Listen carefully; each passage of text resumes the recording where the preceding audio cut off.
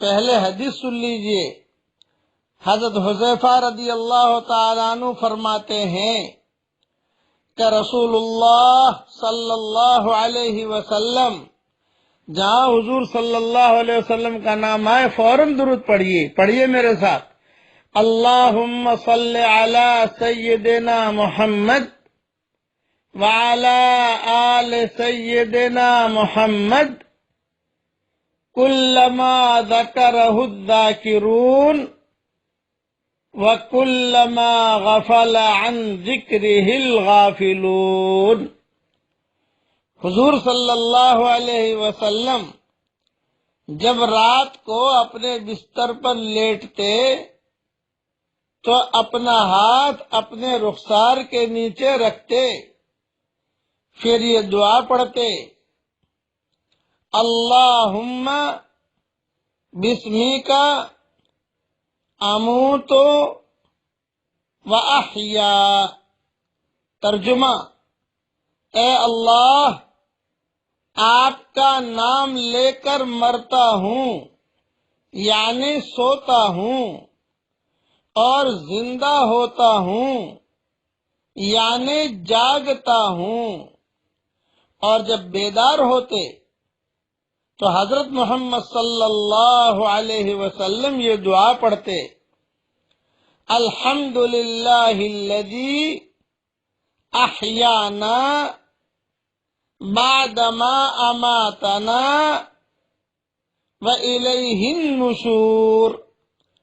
تمام تعریفیں اللہ تعالی کے لیے ہیں جس نے ہمیں مار کر زندگی بخشی اور ہم کو انہی کی طرف قبروں سے اٹھ کر جانا ہے۔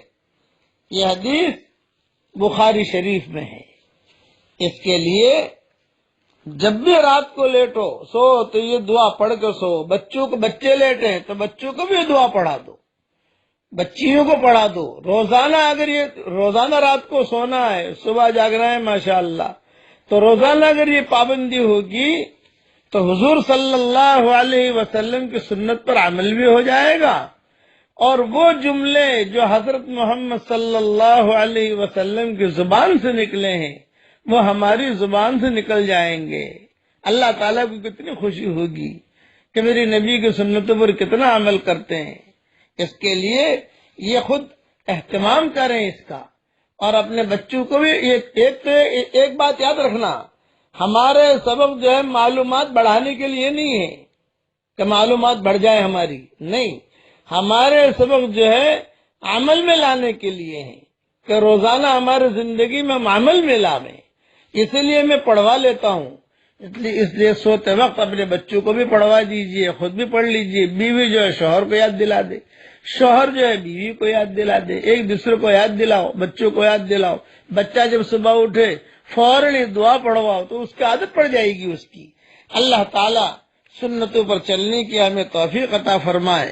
اور ایک نصیحت کرتا ہوں کہ کبھی بھی کسی کو تکلیف نہ پہنچاؤ، کوئی جملہ ایسا نہ کہو جس سے کسی انسان کا دل دکھے۔ ایک نصیحت سن لیجئے، کسی انسان کو دکھ دینا اتنا آسان ہے جیسا سمندر میں پتھر پھینکنا، مگر یہ کوئی نہیں جانتا کہ وہ پتھر کتنی گہرائی میں گیا ہے۔ کسی کو تکلیف نہ پہنچاؤ، تکلیف پہنچائی فوراً معافی مانگ لو۔ اللہ تعالی ہمیں عمل کرنے کی توفیق عطا فرمائے۔ اب میرے ساتھ ایک مرتبہ درود شریف پڑھ لیجئے، اللہم صلی علی سیدنا محمد وعلی آل سیدنا محمد عدد خلقک ورضا نفسک وزنت عرشک ومداد کلماتک۔ اللہ تعالیٰ ان سبقوں کو قبول فرمائے، آمین آمین۔ والسلام علیکم ورحمۃ اللہ وبرکاتہ، وآخر دعوانا ان الحمد للہ رب العالمین۔